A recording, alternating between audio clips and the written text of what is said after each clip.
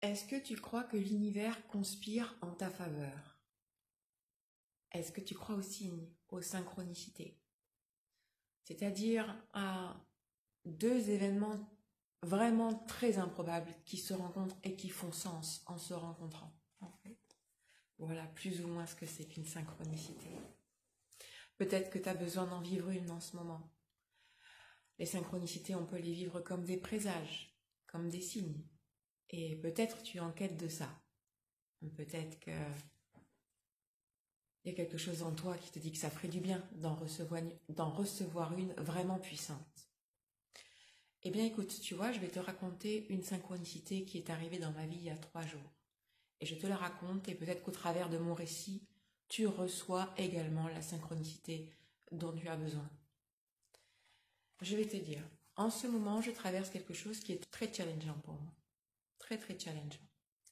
Et j'ai vraiment demandé du soutien divin, de la guidance divine et du soutien divin.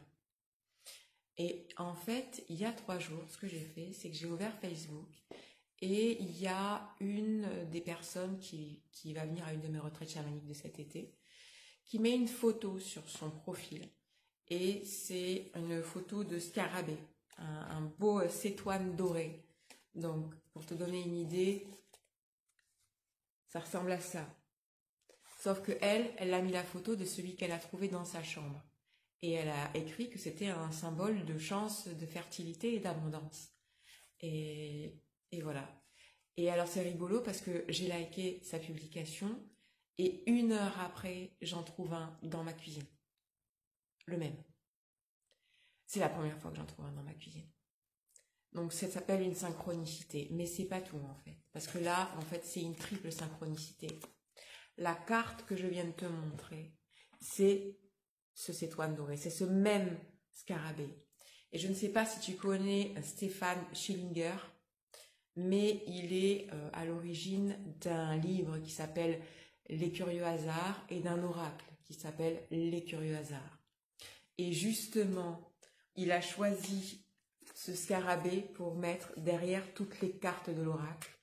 Et sur une des cartes en particulier, qu'il a appelée Curieux Hasard. Voilà, parce que le scarabée, c'était aussi quelque chose qui est arrivé dans dans l'histoire de Jung, de Carl Jung et une de ses patientes, et où le scarabée justement faisait sens, était une synchronicité de quelque chose. Et je vais juste te lire cette page-là. Je vais te dire ce qu'il y a dans le petit texte qui accompagne cet oracle. Et tu veux que je te dise, j'ai demandé un soutien de la vie vis-à-vis de ce que je traverse en ce moment. Et là, elle m'a envoyé un triple signe, que j'ai toujours du mal à intégrer quelque part parce qu'on va dire que la 3D me montre le contraire. C'est-à-dire la 3D, c'est la réalité. Pas la réalité, le visible. Et en fait, je fais cette vidéo pour partager à la fois sur les synchronicités et à la fois par rapport au choix que je fais. C'est-à-dire au choix de croire en ce curieux hasard. Et ce curieux hasard comme une réponse favorable à ce que j'ai demandé. Et je te le partage parce que je suis en train de faire au travers de ces vidéos un choix conscient. Et ce choix conscient, c'est de faire confiance en l'invisible plus qu'en mes sens, plus que en ce que je vois de mon expérience et qui pour l'instant ne me plaît pas tant que ça. Voilà.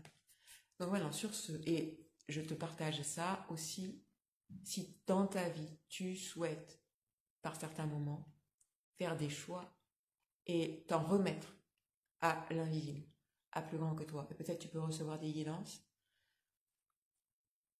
T'en reçois une là, peut-être c'est ce dont tu avais besoin d'entendre, tu vois. Et je te le dis, peut-être que tu as envie aussi de faire ce choix-là. Je fais le choix de l'invisible. Même si mes sens me démontrent le contraire. Et en fait, qu'est-ce que ça veut dire de faire le choix de l'invisible? Ça veut dire d'être dans la confiance et le lâcher prise. Même si les sens le montrent le contraire. Et même si la situation peut paraître inquiétante, voire très inquiétante. Voilà. Maintenant, je vais te lire le petit texte. Curieux hasard.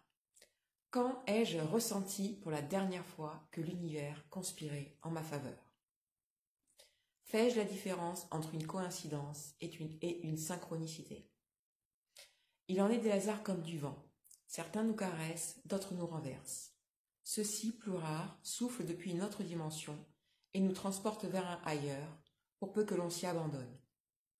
L'irruption de notre réalité, dans notre champ de perception, d'une série d'événements irrationnels et improbables, doit nous éveiller au constat d'une réalité non ordinaire. Je rappelle la petite histoire. Une des personnes qui vient à mes retraites cet été-là, elle poste la photo qu'elle a prise de celui-là en question.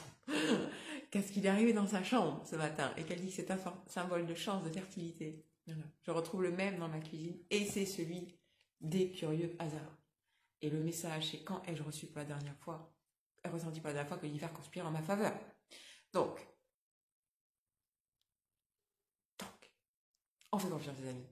On fait confiance. Je ne sais pas qu'est-ce qui te préoccupe, mais on va dire que on se check mon petit doigt là, on se fait confiance. Et on fait confiance. L'éruption dans notre réalité, dans notre champ de perception d'une série d'événements irrationnels et improbables doit nous éveiller au constat d'une réalité non ordinaire, d'un lien caché entre esprit et matière. Si ces occurrences, ces curieux hasards sont teintés ou inondés de sens, il y a forcément du désir. S'ils défient les lois de la probabilité, c'est peut-être qu'ils sont empreints d'intention. C'est ça, une synchronicité. Ça défie les lois de la probabilité, comme ce que je viens de te décrire. Certains états modifiés de conscience nous plongent dans cette réceptivité, celle qui favorise les curieux hasards, les grisantes coïncidences, qui ne sont en fait que des convergences de plusieurs volontés, qui s'expriment et qui s'attirent dans une autre dimension intangible et qui se manifestent par une occurrence physique.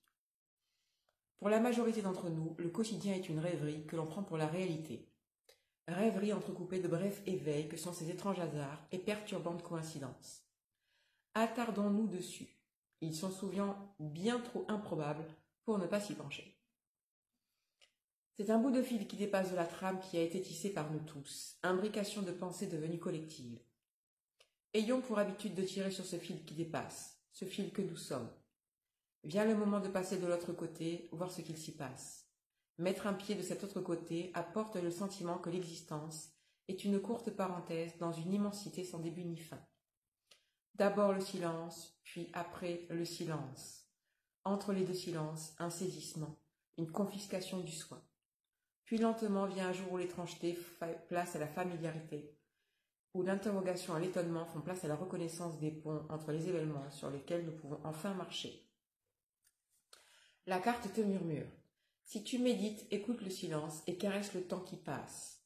Tu sèmes des graines dont les fleurs auront un parfum de synchronicité, de curieux hasard. Fais consciemment, consciencieusement ton travail de présence au monde et des amis inattendus viendront te trouver avec des yeux pour voir et des oreilles pour entendre. Cette carte nous rappelle que la progression sur le chemin qui mène à la perception d'une plus grande profondeur nous éloigne toujours plus de ceux qui décident de rester sur place, en surface, dans l'illusion des apparences. Mais il paraît que l'amour, la magie sont partout, que nous n'avons besoin de rien, presque rien, que plus notre superficialité est importante, plus la couche de notre ego est épaisse, et plus nous avons besoin de tout. Cette magie originelle est manifestation du lien entre matière et esprit, en haut et bas, dedans et dehors. Voilà.